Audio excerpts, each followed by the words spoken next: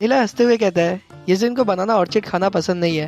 ये तो सिर्फ एक छोटा सा झूठ लॉर्ड येमो ने बोल दिया था कि बनाना ऑर्चिड खाने से तुम्हारी सोल फोर्स बढ़ जाती है। जिसे सुन येजिन हैरान हो जाती है। नीला बताता है, किसी को ये मोटी सी फालतू बुकें पढ़ना पसंद नहीं होता है। येजिन को एडवेंचर करना और बाहर की दुनिया देखनी है। इसी की वजह से वो जब देखो खिड़की के बाहर देखती है। ये सब शेनियो को समझ नहीं आता है। वो चिल्लाते हुए कहता है, क्या बकवास कर रहे हो तुम। और वो येजिन की तरफ देखता है। नीला कहता है, बकवास, तुमने तो कहा था तुम येजिन को अच्छे से जानते हो। नीला फिर मुस्कुराते हुए कहता है, येजिन की बॉडी में एक बटरफ्लाई बर्थ मार्क है, क्या तुम बता सकते हो वो किधर है।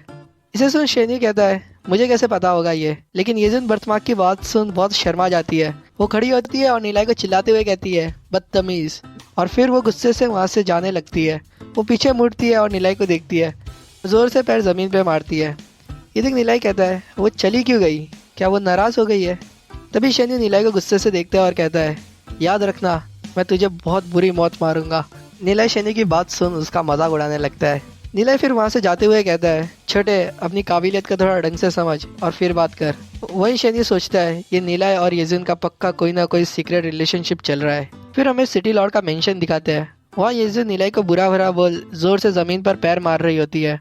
वो अपने आजू बाजू देखती है और सोचती है, नीलाई को मेरे बारे में कितना कुछ पता है, क्या वो यहाँ पे छुप के मेरे पे नजर रखता है। फिर वो बहुत ही ज्यादा शर्मा जाती है और सोचती है, अगर उसे मेरा बटरफ्लाई मार्क पता है जो मेरे लेफ्ट ब्रेस्ट पे है, तो कहीं उसने मुझे नहाते हुए तो नहीं देख लिया है। फिर वो सोचती है, नहीं ये नहीं हो सकता, सिटी लॉर्ड का मेंशन बहुत ही हेवीली गार्डेड है, वो सही में यहाँ पे नहीं आ सकता। और वो सोचती है, जो 9 रेवोल्यूशन टेक्निक उसने मुझे दी है वो इतनी पावरफुल है, फिर भी उसने मुझे ऐसे ही दे दी। छोड़ो ये सब फालतू बातें, मैं अपनी कल्टीवेशन स्टार्ट करती हूँ।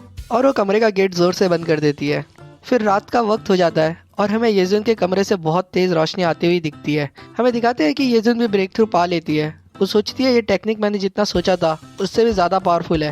ये टेक्निक की कीमत तो कोई बता भी नहीं सकता उतनी है। क्या नीला है। फिर वो गर्दन हिलाते हुए कहती है, नहीं मैं नीलाई को कभी माफ़ नहीं करूँगी। और इस तरह हम प्रेजेंट में फिर से आ जाते हैं। नीला सोचता है, पता नहीं वो कब शांत होगी, कितनी बड़ी मुसीबत है ये।